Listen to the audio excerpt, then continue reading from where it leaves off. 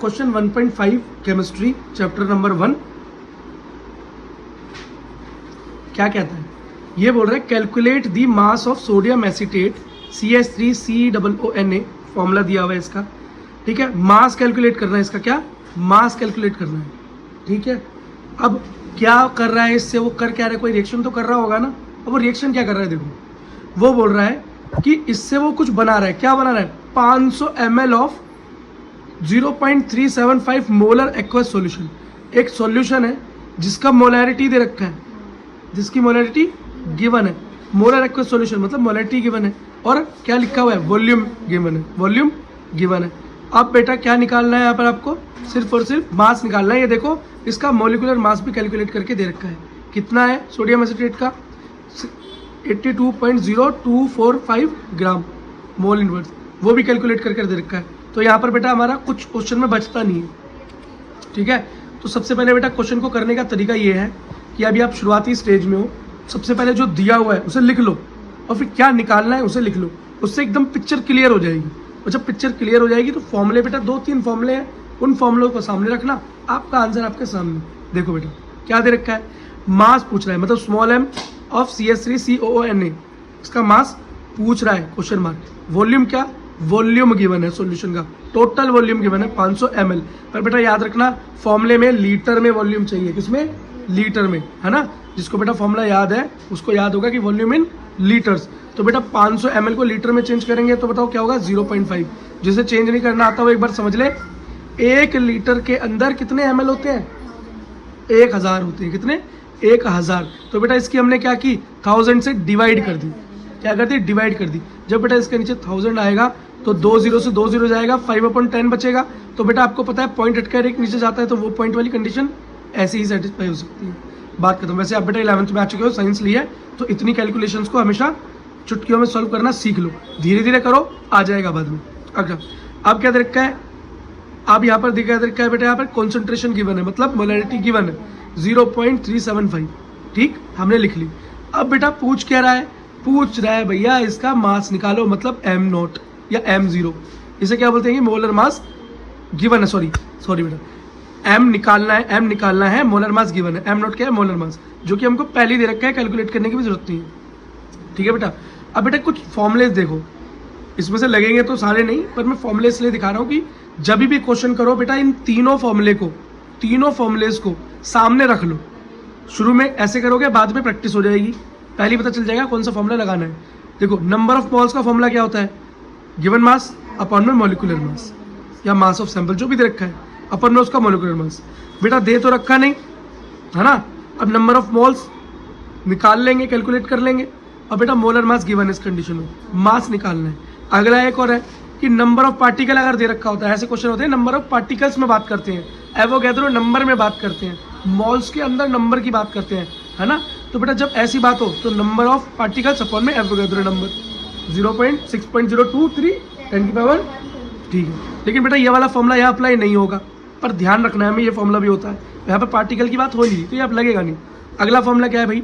Molarity, अगर number of moles निकालने हो तो molarity multiplied by volume in litre, ऐसे भी आप इसे फाइंड आउट कर सकते हो। तो मोस्ट अप्रोप्रिएट फॉर्मूला जो अभी नजर आ रहा है मुझे, वो पहला वाला नजर आ रहा है, और इस फॉर्मूले को मैंने अप्लाई कर दिया।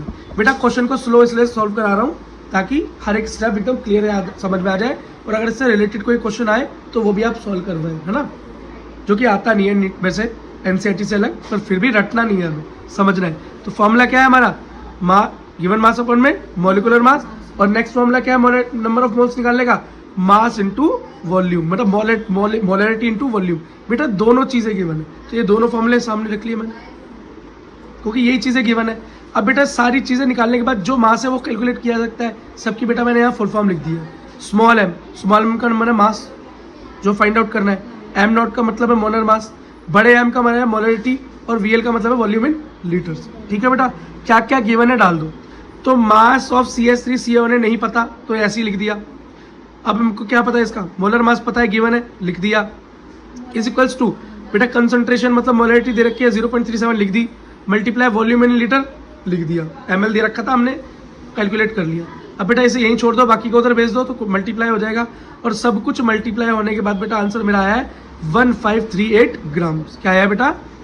1538 ग्राम। और यही बेटा मेरा क्या है? आंसर। नंबर देखेंगे बेटा हम 1.11। तो क्वेश्चन क्या बोल रहा है? What is the concentration of sugar. अब शुगर का फॉर्मूला दिया, क्या दिया हुआ यहाँ पे? C12H22O11, ठीक, इन मोल पर लीटर इनवर्स। मतलब क्या दे रखा है इसका? मोलैरिटी दे रखी है। कंसंट्रेशन मतलब मोलैरिटी फाइंड करनी है इसकी। खुद बोल रहा है बेटा, इसने इनडायरेक्ट क्या बोला है कि भैया कंसंट्रेशन निकालो in the form of mole पर लीटर इनवर्स। और लीटर में नीचे जो कहाँ होता है बेटा? वॉल्यूम इन लीटर्स ही होता है ना। ऊपर नंबर ऑफ मोल्स अपॉन में नंबर, नीचे क्या होता है? Volume in litre. किस में? सिर्फ और सिर्फ मोलैरिटी में कंडीशन होती है। मोलैरिटी पूछ रहे हैं, ठीक। हुआ क्या जी? बात बताओ। इस शुगर का किया क्या? ये बोल रहा है if it's 20 gram are dissolve is if in enough water to make final volume. ये कह रहा है हमने 2 लीटर कुछ बनाया, शुगर मिलाकर मीठा पानी बनाया। क्या बनाया? मीठा पानी बनाया, ठीक है। अब उस 2 लीटर के सॉल्यूशन में ये 20 ग्राम लग गई ये चीनी। ये शुगर जो है कितनी लग गई? 20 ग्राम लग गई। बात समझ में आई? मैंने पानी में कुछ मिलाया, चीनी मिलाई, उसका ये फॉर्मूला है, उसकी मोलैरिटी निकालनी है, जो कि 20 ग्राम मेरा यूज़ हुआ है 2 लीटर बनाने में। 2 लीटर मीठा पानी बनाने में 20 ग्राम खर्च हुआ है। बात पल्ले पड़ गई। मोलैरिटी पूछ रहा, पल्ले पड़ गई। मोलैरिटी का फॉर्मूला लिख लो, नंबर ऑफ मोल अपॉन में volume of solution in litre, ठीक। अगला देखो। अब सबसे पहली बात, अब यहाँ पर बेटा क्या क्या चाहिए मुझे? Volume in litre solution given है, 2 लीटर दे दिया जी, काम हो गया मेरा, दे रखा है ना। अब एक बात बताओ, दूसरी चीज़ बताओ, एक और चीज़ चाहिए मुझे, नंबर ऑफ मोल्स चाहिए ना। यहाँ पे मोलैरिटी फाइंड करने के लिए नंबर ऑफ मोल्स निकालने पड़ेंगे सॉल्यूट के, मतलब शुगर के, ठीक है। तो अब बेटा नंबर ऑफ मोल्स निकालने का क्या फॉर्मूला है? बोलो, मास अपॉन में मॉलिक्यूलर मास। अब जरा मॉलिक्यूलर मास कैलकुलेट कर लो, फिर मास कैलकुलेट करते हैं। मॉलिक्यूलर मास क्या है भाई? C12H22O11। 12 × 12 कार्बन का 12 होता है मास, हाइड्रोजन का 1 ही होता है, ऑक्सीजन का 16 होता है, ठीक है। तो 12 × 12 + 1 × 22 16 × 11 करोगे तो निकल कर आएगा 342, ठीक है बेटा। 342 को नीचे लिख दिया। ऊपर बेटा मास कितना गिवन है बताओ? कितना मास गिवन है? 20 ग्राम, लेकिन मैंने यहाँ तो 10 ग्राम ही लिखा है। तो आप बोलोगे भैया ऐसे कैसे हो गया? बेटा एक बात देखो, इसने बोला 20 ग्राम चीनी लगी 2 लीटर पानी में। 20 ग्राम चीनी लगी 2 लीटर में, तो 1 लीटर पानी में कितनी लगी होगी? 10 ग्राम। तो फिर भैया मैं क्यों इतना क्वेश्चन को लेंथी ले लूँ? नॉर्मल काम कर लेता हूँ ना, 1 ही लीटर कंसिडर कर लेता हूँ, उससे क्या होगा? मेरी कैलकुलेशन हल्की हो जाएगी। और बात तो सही है। तो मैंने क्या ले लिया यहाँ पे? 10 ग्राम। अब वॉल्यूम की जहाँ भी बात आएगी 1 लीटर लूँगा खाली। क्या लूँगा? 1 लीटर, क्योंकि मैंने चीनी भी क्या ली? 10 ग्राम। बात खत्म। यहाँ से नंबर ऑफ मोल्स कैलकुलेट हो जाएंगे। अब नंबर ऑफ मोल्स की जगह पे ये पुट कर देना, वॉल्यूम की जगह पे ये पुट कर देना, मोलैरिटी आ जाएगी और क्वेश्चन चारों खाने चित। देखो बेटा, अब देखो मोलैरिटी का फॉर्मूला क्या है? 10/342 निकाला अभी हमने, निकाला नंबर ऑफ मोल। तो नंबर ऑफ मोल्स अपॉन में क्या है? Volume in litre. अब मैंने क्या बोला था? टोटल वॉल्यूम क्या रखा था? 2 लीटर, लेकिन मैंने यहाँ पर कितना लिखा है? 1 लीटर, क्योंकि मैंने चीनी भी कितनी ले ली? 10 ग्राम ले ली। 20 ग्राम थी ना टोटल। अब बेटा खुद बताओ, अगर मैं यहाँ 20 ही ले लेता और यहाँ पर 2 ही ले लेता तो भी क्या फ़र्क पड़ जाता? 2 एकम 2, 2 धाम 10 हो जाता। आना तो यही था, बस मैंने अपनी कटापिटी कम करने के लिए, अपने आप को स्मार्ट दिखाने के लिए ये काम कर दिया। तो तुम भी ये कर देना।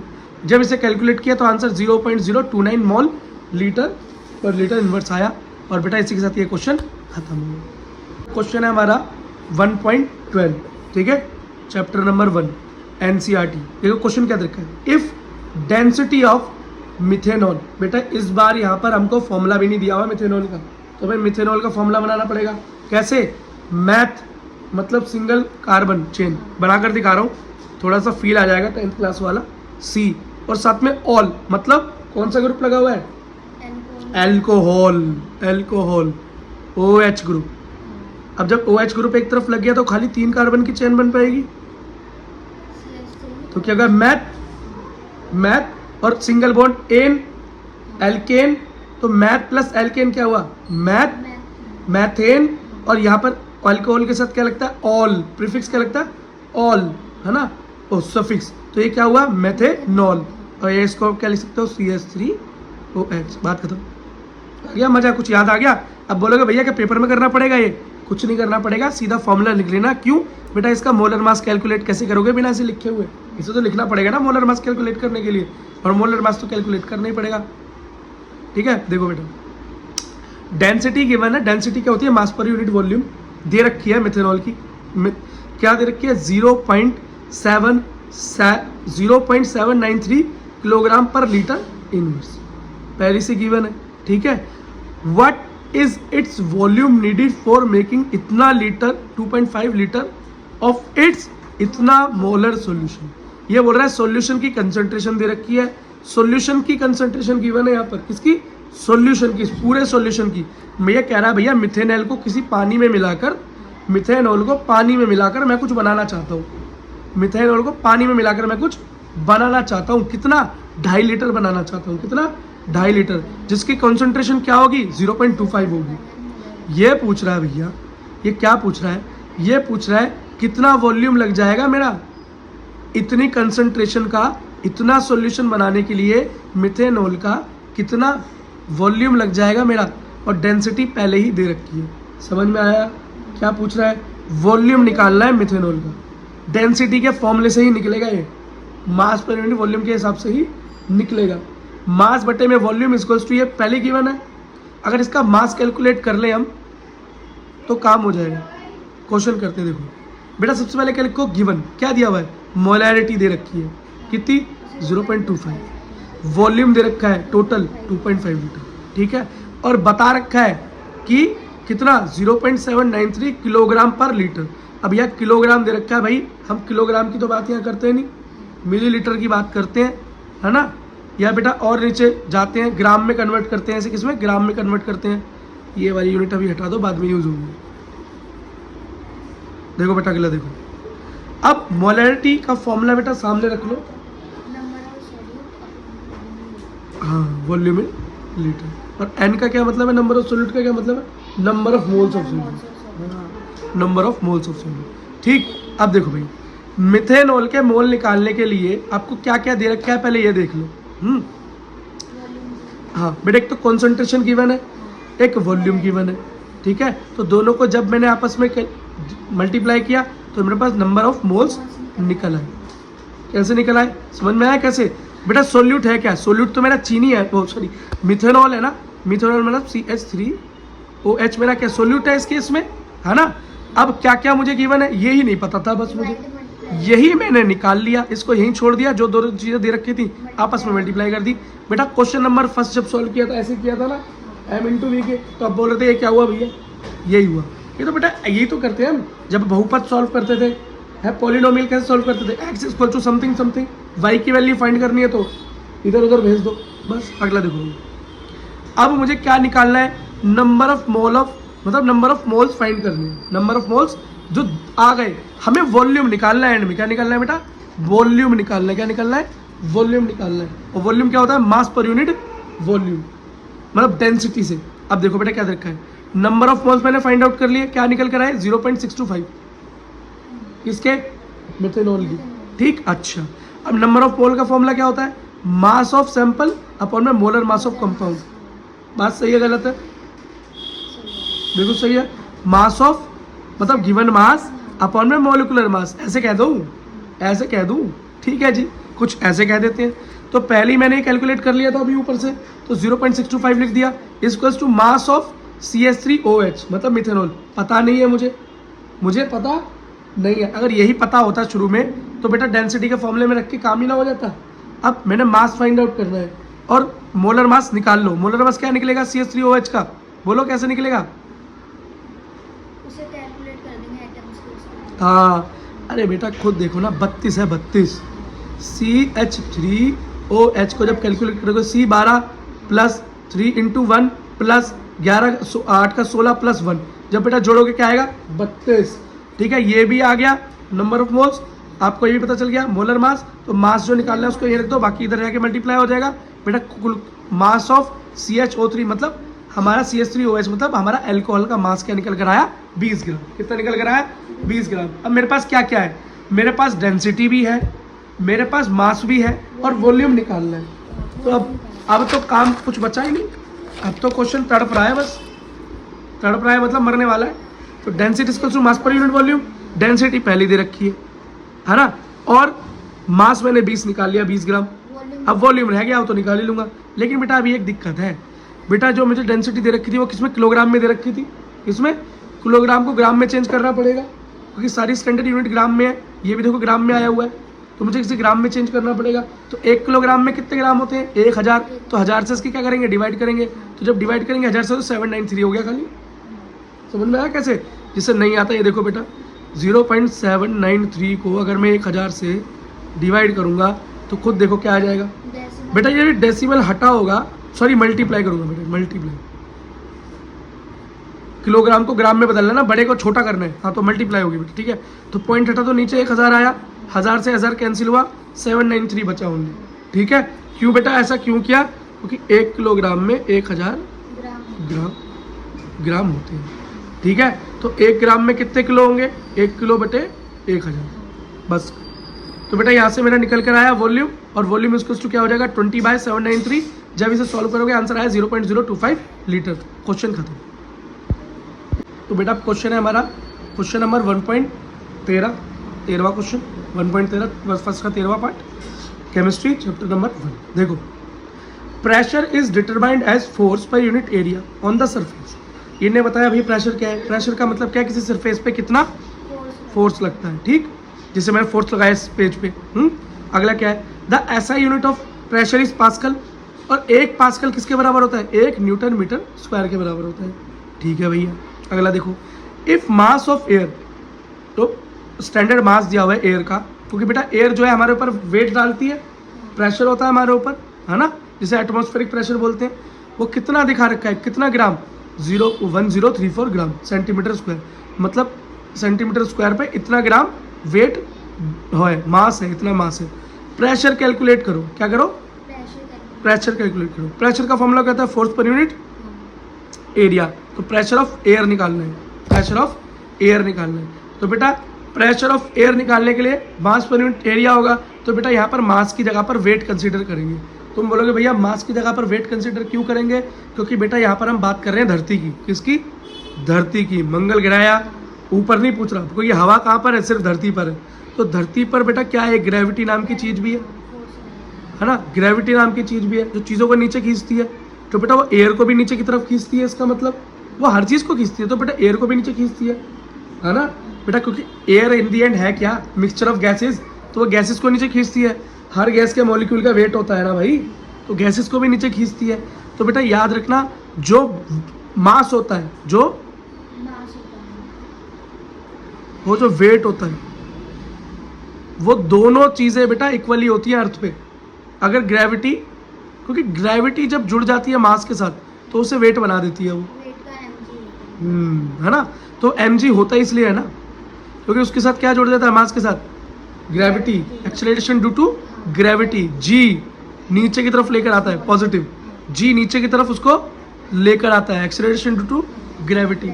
इसलिए बेटा यहाँ पर हम उसके वेट कंसीडर करते हैं धरती पर।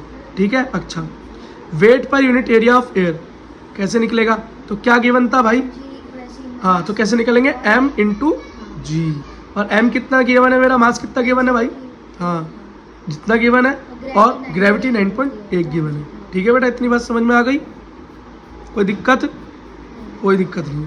अब बेटा लेकिन इसको स्टैंडर्ड यूनिट में चेंज करने के लिए मुझे क्या करना पड़ेगा, किलोग्राम में चेंज करना पड़ेगा। क्यों, क्योंकि बेटा वेट की स्टैंडर्ड यूनिट क्या है, केजी, क्या, केजी, और 1 केजी में बेटा कितने ग्राम होते हैं, 1000, कितने, 1000। तो बेटा इस 0.04 ग्राम को किलोग्राम में चेंज करने के लिए क्या करना पड़ेगा, 1000 से डिवाइड करना पड़ेगा, और जब इसे हम डिवाइड करेंगे तो क्या हो जाएगा 1.034। ठीक है भाई, और जहाँ पर सेंटीमीटर का क्या है, स्क्वायर है। अब इसको सेंटीमीटर को भी किस में, स्टैंडर्ड में लेकर आना पड़ेगा, जो क्या है, मीटर। और बेटा 1 मीटर में कितने सेंटीमीटर होते हैं बोलो, ठीक है। तो बेटा हमारे इस सेंटीमीटर को किससे करना पड़ेगा हमको, और ये स्क्वायर भी है, तो मतलब 100 का स्क्वायर क्या हो गया बोलो, 10000 है ना। तो बेटा मतलब 1 2 3 4 4 जीरो, कितना 4 जीरो। तो बेटा क्या हो जाएगा मेरा 1 है, तो ये मेरा हो जाएगा 10 to the power -4, 10 to the power -4 metre हो गया, 4 zero multiply 9.8 metre per second, ये तो ओके है। जब इसे कैलकुलेट किया तो आंसर आया 1.01332 10 की पावर 5 पास्कल। पास्कल मतलब प्रेशर, क्वेश्चन खत्म। देखो बेटा अब एक रिएक्शन दे रखी है A+B2 इक्वल्स टू AB2। इसके अंदर बेटा लिमिटिंग रिएजेंट देखना है। सबसे कम होगा। अब बेटा कंडीशन दे रखी है। अब बेटा मैंने लिमिटिंग रिएजेंट का क्या मतलब बताया था, जो रिएक्शन में जल्दी कंज्यूम हो जाए वही लिमिटिंग रिएजेंट होता है, क्योंकि जब वो जल्दी खत्म हो जाता है तो मेरी रिएक्शन रुक जाती है और थोड़ा कोई बच जाता है चीज़। ठीक है, तो बेटा इस चीज़ को अच्छे से समझेंगे ताकि अगले क्वेश्चन में दिक्कत ना है ना। अब देखो बेटा इधर क्या है, 300 atom of A, 200 molecule of B। अब बेटा मेरे को क्या पता है कि 300 एटम और 200 मॉलिक्यूल B2 के मिले तो बेटा AB2 बने, ये उसने बोला है क्वेश्चन ने। तो इसका मतलब एक एक एटम B का लग रहा है। वैसे रिक्वायर्ड क्या है ये देखेंगे, क्या देखेंगे रिक्वायर्ड क्या है। तो बेटा जब एक एटम A का लगेगा तो एक ही B का लगेगा, और लेकिन यहाँ पर तो बेटा ये 300 है और ये कितने सिर्फ 200, तो कम कौन है इन दोनों में से 200, तो B जल्दी खत्म हो जाएगा B2, तो जो जल्दी खत्म हो जाएगा वो मेरा क्या है लिमिटिंग रिएजेंट, बात खत्म। इसको बोलते हैं 1 atom of A react with the 1 molecule of B। ठीक, अगला देखो, अगला 2 दे रखा है, 2 मोल ऑफ A और 3 मोल ऑफ B। खुद देख लो भैया, यहाँ पर 2 ही मोल है या 3 मोल है। बेटा 2 कंज्यूम हो जाएंगे, ये बच जाएगा और ये खत्म हो जाएगा, ये लिमिटिंग रिएजेंट हो गया। अगला थर्ड में क्या दे रखा है, 100 atom of A 100 molecule of B। बेटा यहाँ पर ये भी 100 ये भी 100, रिएक्शन में जब होगा तो दोनों एक साथ खत्म होंगे, कोई लिमिटिंग रिएजेंट है ही नहीं। अगला देखो 5 मोल ऑफ A और 2.5 मोल ऑफ B। खुद देखो बेटा यहाँ पर 5 और ये 2.5, जल्दी खत्म हो जाएगा, लिमिटिंग रिएजेंट B हो गया। अब ये 2.5 मोल ऑफ A और 5 मोल ऑफ B दे रखा है, तो लिमिटिंग रिएजेंट मेरा क्या हो गया, A 2.5 कम है और ये मेरा एक्सेस हो गया, एक्सेस रिएजेंट बोलते हैं इसको। ठीक है बेटा, हो गया। तो बेटा क्वेश्चन नंबर 1.21 ठीक है का पार्ट B, ठीक, और chapter number 1 class 11 chemistry. Fill in the blanks with the following conversions. बेटा यूनिट्स को कन्वर्ट करना है, बड़े से छोटे, छोटे से और छोटे में जाना है, बड़े से छोटे और छोटे से और छोटे में जाना है। ठीक है बेटा, और कुछ नहीं। ठीक है, अब देखो 1 किलोमीटर को मिलीमीटर में चेंज करना है, किसमें, मिलीमीटर में।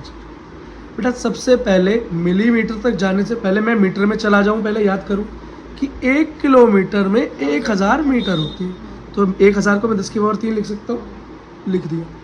अब बेटा इसको और छोटा करो, 1 मीटर में 1000 मिलीमीटर होते हैं, कितने, 1000। एक स्टेप बीच में से खाया है मैंने, शायद बताने की जरूरत ना पड़े, पर कुछ बच्चे अगर फिर भी ना माने तो बता देता हूँ। 1 मीटर में कितने सेंटीमीटर होते हैं, 100, और 1 सेंटीमीटर में कितने मिलीमीटर होते हैं, 10।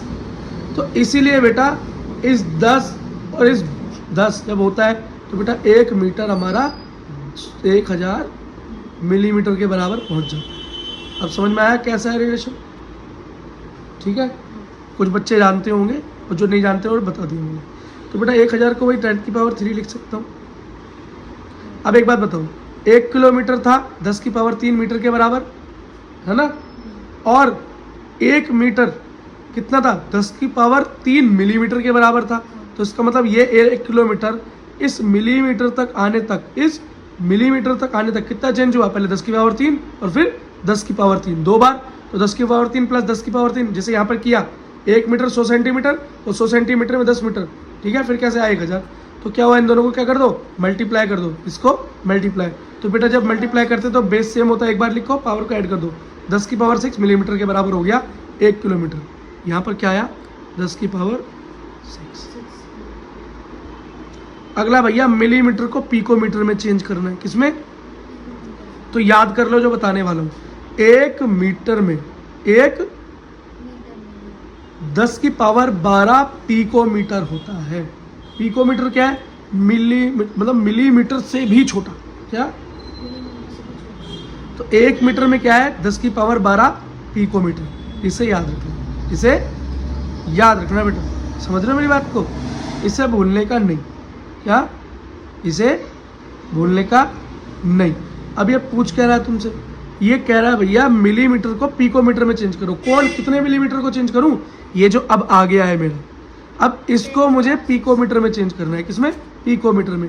और एक बात मैं तुम्हें पहले ही बता रहा हूँ, क्या बताई कि 1 मीटर में 10 की पावर 12 पिकोमीटर होते हैं, और 10 की पावर 6 मिलीमीटर मेरे पास है, तो 10 की पावर 6 गुना 10 की पावर 12। अब एक और चीज़ देखो, हाँ एक और चीज़ देखो बेटा,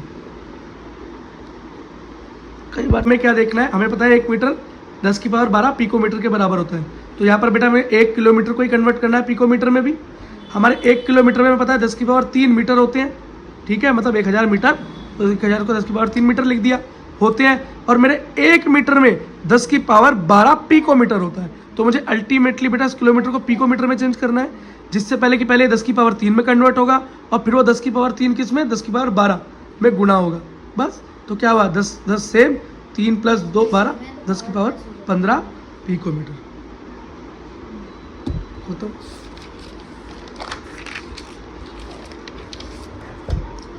अब बेटा 1 मिलीग्राम से किलोग्राम, फिर नैनोग्राम या नैनोग्राम, है ना? देखो बेटा एक बात याद रखना कि बेटा 1 ग्राम में 10 की पावर -3 किलोग्राम होते हैं। अब बोलोगे भैया ये क्या रिलेशन है? बच्चे समझ गए होंगे, जो नहीं समझे समझो।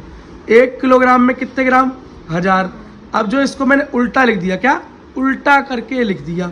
तो बेटा जब उल्टा करके लिखूंगा तो पावर भी तो उल्टी हो जाएगी, नेगेटिव हो जाएगी। क्यों?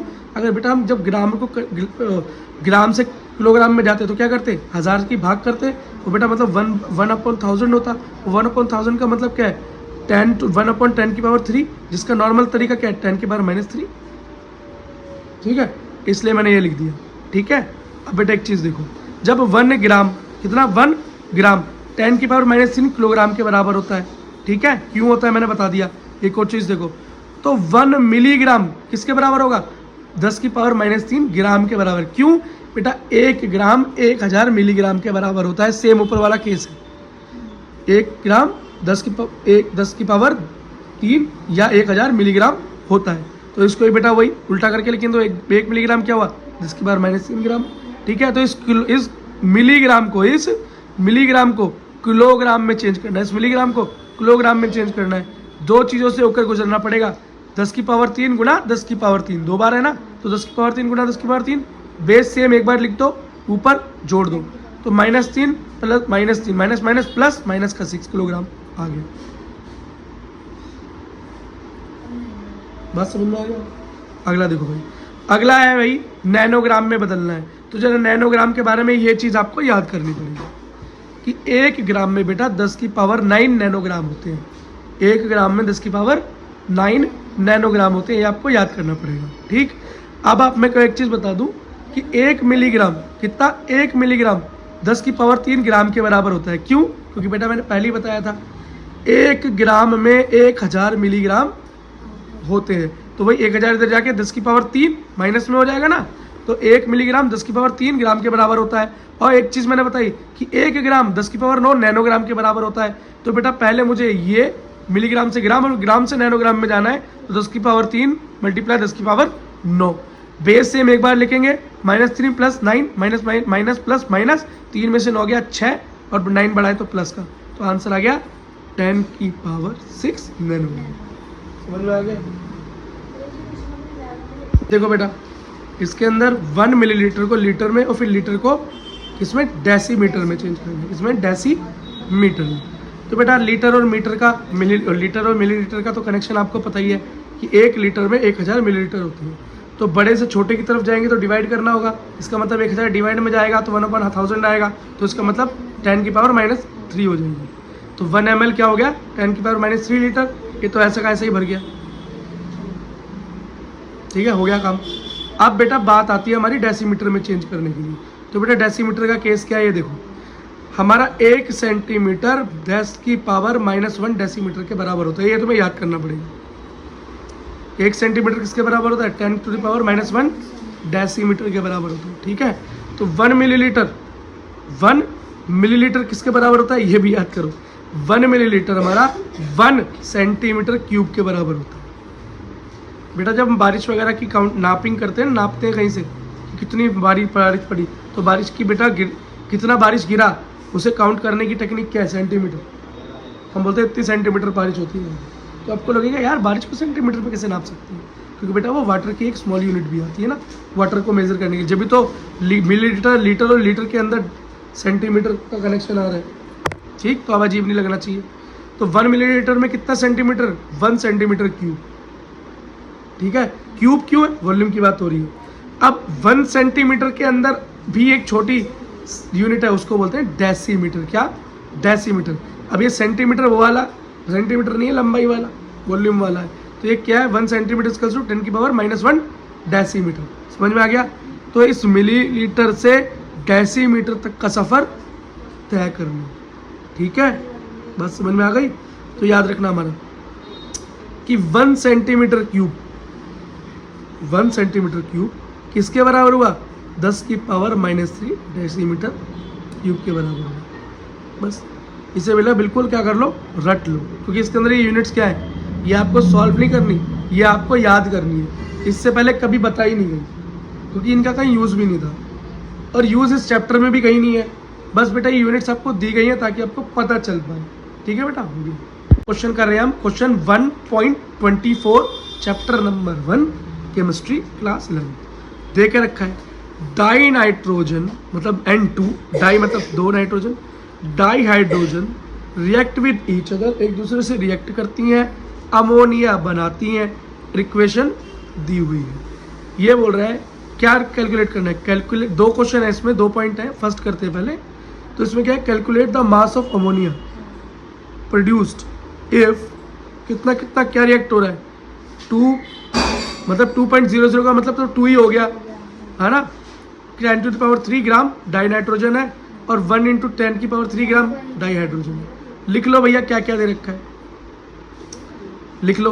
तो पहला हो गया 2 × 10⁻³ ग्राम, और हाइड्रोजन क्या, डाई हाइड्रोजन 1 × 10⁻³ ग्राम, ठीक है। अब ये मास हमें कैलकुलेट करना है, तो लिख दिया मास ऑफ NH3 निकालना है। बेटा एक चीज़ देखो, नंबर ऑफ मोल्स फाइंड करोगे, कैसे करोगे, गिवन मास बटे मॉलिक्यूलर मास। तो बेटा मॉलिक्यूलर मास क्या है इसका, N2 का 28, है ना, 14 दूनी 28, और हाइड्रोजन का क्या हो गया, H2 का भाई 2 ही होता है मॉलिक्यूलर मास, बात खत्म, ठीक है। अब देखो यहाँ पर इसका आ गया, इसका आ गया, यहाँ पर फाइंड आउट करना है। कैलकुलेट करो तो कितना मोल आया, 71.43 मोल आया, और इसका 500 मोल आया। अब बेटा एक चीज़ देखो, अब बोलोगे भैया यहाँ पे इस नंबर ऑफ मोल्स निकाला ही क्यों। बेटा इसलिए निकाला क्योंकि यहाँ पर नंबर ऑफ मतलब टोटल मास निकालने के लिए हमको इसका, अगर हम नंबर ऑफ मोल्स नहीं निकालेंगे तो हम लिमिटिंग रिएजेंट नहीं बता पाएंगे कौन है, और इसको हम सॉल्व पूरा नहीं कर पाएंगे, इसलिए। तो बेटा एक बात देखो, इसमें लिमिटिंग रिएजेंट कौन है, जो कम मात्रा में कौन है हमारा, नाइट्रोजन N2, समझ रहे हो कितना, N2। एक चीज़ देखो, तो नंबर ऑफ मास कैसे निकालेंगे N2 का, उसको अमोनिया का मास ऑफ में मॉलिक्यूलर मास, ठीक है भाई। नंबर ऑफ मोल्स कितने निकल कर आ गए, बोलो। नंबर ऑफ मोल्स करके आए 142.86। ये कहाँ से आया भाई बताओ। जब बेटा हम अमोनिया का नंबर ऑफ मॉलिक्यूल्स वो कैलकुलेट करेंगे, क्या, नहीं बेटा, हाँ मोलर मास। तो मोलर मास बेटा मेरा क्या आएगा, बोलो बेटा, यह है ना, 71.43 इनको 2 से मल्टीप्लाई करेंगे तो कितना मोल आएगा बेटा। अब यहाँ पर नंबर ऑफ मोल्स मैंने यहाँ फाइंड आउट कर लिए, कैसे बेटा, नाइट्रोजन का ये रहा नंबर ऑफ मोल, तो यहाँ पर क्या है 2n, 2 से मल्टीप्लाई की तो हमारा निकल कर आ गया number of moles of 2n। और जब बेटा निकल कर आ गया तो यहाँ पर हमने पुट ऑन कर दिया। मास हमें फाइंड आउट करना है, मॉलिक्यूलर मास फाइंड आउट किया तो NH3 का मॉलिक्यूलर मास क्या आया, 17 ग्राम। कितना, 17 ग्राम आया। पुट ऑन कर दिया, मास फाइंड आउट करना, मास को ये रहने दो, बाकी को उधर भेज दो। तो मास कल टू दोनों की मल्टीप्लाई हुई, आंसर आया 2.43 10⁻³ ग्राम, बात खत्म। क्वेश्चन का पार्ट नंबर 1 खत्म। अब पार्ट नंबर 2 पूछ रहा है। पार्ट नंबर 2 क्या पूछ रहा है भाई, पार्ट नंबर पूछ रहा है will any of the 2 reactant remain unreacted, क्या इन दोनों के अंदर से कुछ बच जाएगा।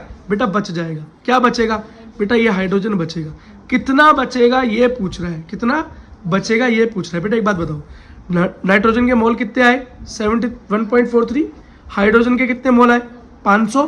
बेटा एक चीज याद रखो, हमको एक चीज पता है बेटा कि नाइट्रोजन का 1 मोल हाइड्रोजन के 1 मोल से रिएक्ट करेगा। बेटा इसी तरीके से हम लिमिटिंग रिएजेंट फाइंड करते हैं। अब समझ में आएगा लिमिटिंग रिएजेंट यहाँ क्यों फाइंड किया हमने, ठीक है। क्योंकि बेटा लिमिटिंग रिएजेंट नहीं मालूम होता तो पता क्या चलता बचेगा कौन, खत्म कौन होगा, और कितना बचेगा ये भी नहीं पता पाते। तो 1 mole of nitrogen 1 mole of hydrogen पे यूज होगा। अब बेटा एक बात बताओ, एक बात ये बताओ, यहाँ पर नाइट्रोजन का मोल कितना निकला 71.43, और जब 3 हाइड्रोजन है 3 हाइड्रोजन एटम है तो 3 ही नाइट्रोजन एटम लगेंगे, तो हो गया 3 × 71.3। तो कितने टोटल मॉल लग जाएंगे, टोटल मॉल कितने लग जाएंगे 214 मॉल लग जाएंगे N2 के। फिर भी हाइड्रोजन के कितने मॉल रह जाएंगे 500 में से माइनस कर दो 286 मोल रह जाएंगे। यही आपका आंसर है।